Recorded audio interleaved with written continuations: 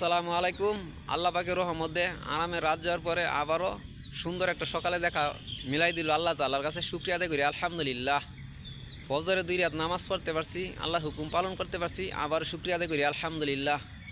আরামের ঘুম হারাম করে ফজর উঠা পড়ছি, উজু করলাম, ফজরের নামাজটা আদায় করে নিলাম। আল্লাহ তাআলার কাছে শুকরিয়া আলহামদুলিল্লাহ আলহামদুলিল্লাহ।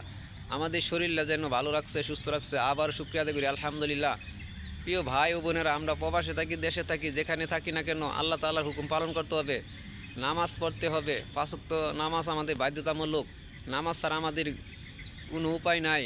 এই দুনিয়ার শান্তি নামাজ, আখিরাতের শান্তি নামাজ। তাই নামাজটা আদায় করে নেব, সবাই শান্তি পাইব, আখিরাতের জন্য বেহেশতের চাবি অর্জন করব।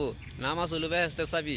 অবশ্যই সবাই আমরা বেহেশতের চাবিটা অর্জন করব। দুনিয়া থাকতে, দুনিয়া থেকে চলে গেলে বেহেশতের চাবি অর্জন করতে পারবেন না, কারণ আপনাকে অনেক সময় দিছে দুনিয়াতে বেহেশতের চাবি অর্জন করার।